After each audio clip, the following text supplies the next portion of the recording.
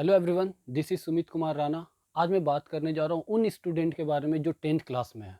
Basically उनके strategy के बारे में डिस्कस करूँगा क्योंकि उनके बोर्ड एग्जाम बहुत ही क्लोज हैं, है ना। हमें बेसिकली पता है कि दैट मिड ऑफ फेब, ठीक है, बोर्ड एग्जाम स्टार्ट होते हैं। मीन्स हमारे पास कितने हैं, अप्रॉक्स दैट 2.5 मंथ की बात कर सकते हो, इतने टाइम है। बट आपको लेके चलने की हमारे पास 2 महीने का टाइम है। तो इन टाइम पीरियड को कैसे एक्चुअली आपको यूटिलाइज करने हैं, किस तरीके से पढ़ने, आपकी स्ट्रैटेजी क्या होनी चाहिए, आपके अभी अभी का गोल क्या होना चाहिए, ठीक है ना। तो बेसिकली इन चीज़ के बारे में मैं आपको बताने जा रहा हूँ कि हमें किस तरीके से फोकस हो करके पढ़ाई करना है। तो सबसे पहली बात कि 10th एग्जाम है। एक स्टेटमेंट होता है, अ seat of paper can not decide your future, but this is not true for all student.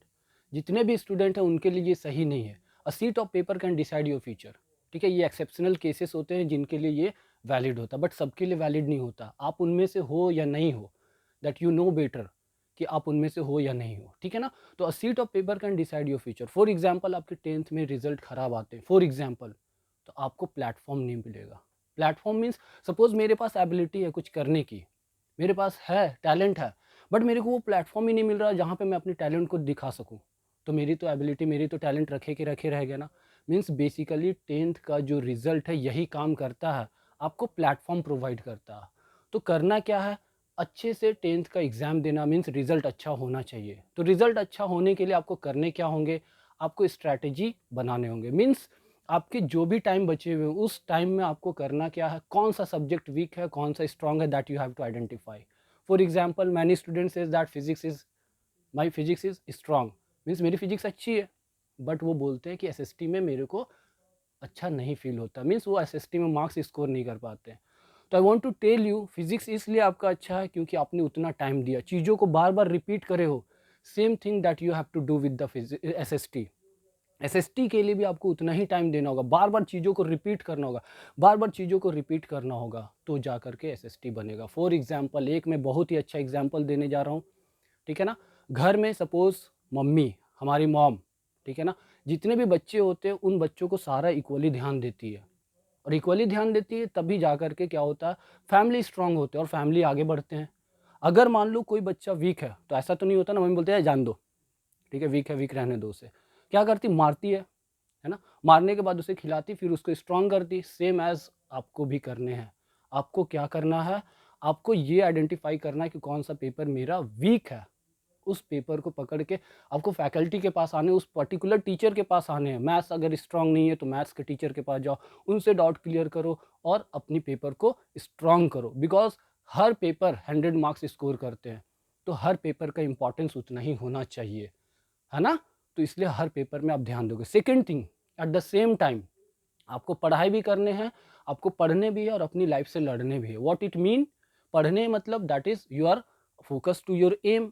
लड़ने हैं का मतलब क्या है, that I am talking about that कि आप डिस्ट्रैक्शन से दूर रहने हैं। लड़ने का मतलब यही है, डिस्ट्रैक्शन से। बिकॉज हमारे लाइफ में जब पढ़ने की उम्र होती ना, तभी क्या होता है, डिस्ट्रैक्शन भी आते हैं सेम टाइम। तो डिस्ट्रैक्शन से किस तरीके से आपको बचना, आपको क्या करना, गोल सेट करना। और गोल सेट करना इस तरीके से सो दैट कि शॉर्ट टर्म गोल की तरफ आपको फोकस ही नहीं करना। फोकस किस पे करना है, लॉन्ग टर्म गोल की तरफ। जब आप खुद लॉन्ग टर्म की गोल की तरफ फोकस करोगे ना, तो ये छोटे छोटे डिस्ट्रैक्शन आपके पाथ में आएंगे ना, वो ऐसे ही चले जाएंगे। तो बेसिकली आपको डिस्ट्रैक्शन से दूर रहना है, स्ट्रैटेजी बनाना है, पूरे प्लान वे में पढ़ाई करना है, और सारे पेपर को उतना ही इक्वली इंपॉर्टेंस देना है जितना कि आपने किसी एक पर्टिकुलर पेपर पे दे रखा। मीन सारे पेपर, मैंने बोला ना, इक्वल मार्क्स स्कोर करते हैं, तभी जाकर के रिजल्ट अच्छा होगा। अगर रिजल्ट अच्छा होगा तो you can achieve your goal. So basically important is that कि last time no distraction, only study. And the second thing is that you have to think about your goal, ठीक है ना।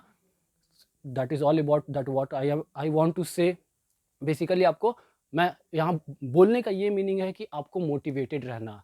मेरा ये वीडियो जो मैं आपको, या इस वीडियो से जो आप भी लर्न करोगे, जो आप लर्न करोगे, इसका बेसिक मोटो यही है, मोटिवेट करना, ठीक है। मोटिवेशन का नीड इसलिए हमें लाइफ में, हर किसी को मोटिवेशन की नीड पड़ती है। इट लाइक अ एक्सीलरेटर, ठीक है। फॉर एग्जाम्पल, अगर मैं किसी कार की बात करूं, अगर आप उसको एक्सीलरेट नहीं करोगे तो वहीं का वहीं रहेगा, ठीक है। ऑटोमेटिक वो आगे नहीं जाएगा, आपको क्या करने होंगे, एक्सीलरेट करने होंगे। सेम एज हमारी लाइफ में भी यही होती है, कुछ टाइम के बाद हम भी सुस्त पड़ जाते हैं। तो हमें एक्सीलरेट करने के लिए क्या नीड पड़ती है, मोटिवेशन की नीड पड़ती है। तो मोटिवेट दैट वेरी इंपॉर्टेंट, अपने आप को मोटिवेट करना। तो मोटिवेट करने का यही एक सिंपल एंड शॉर्ट ट्रिक है कि आप अपने गोल पे फोकस रहो, क्योंकि आपको देखने होंगे कि आपके पेरेंट्स, ठीक है ना, जो रेजोनेंस तो प्रोवाइड कर ही रही है सारे कुछ। अगर मान लो आपको पसंद है क्रिकेट खेलना, आपके फैमिली, आपके फादर मदर क्या करेंगे, बैट एंड बॉल दे देंगे। बट बैट और बॉल टूट जाता तो that your responsibility is that to tell them कि मेरी बैट टूट गई, फिर देखो आप वो नए बैट ला के देंगे, सेम एज इट इज। आप रेजोनेंस में हो, दैट यू आर लकियर कि आप रेजोनेंस में हो, आप टीचर ने एक्सप्लेन कर दिया। सपोज कोई डाउट आता, आप टीचर के पास आओ, टीचर इज देयर, सारे फैकल्टी सारे हमेशा अवेलेबल है आपको एक्सप्लेन करने के लिए। तो आपको ही करने मेहनत, वर्क, हार्डवर्क जो करने आपको ही करने, तभी जा करके क्या होगा, आपके रिजल्ट अच्छे होंगे। So this is all about me. Thank you.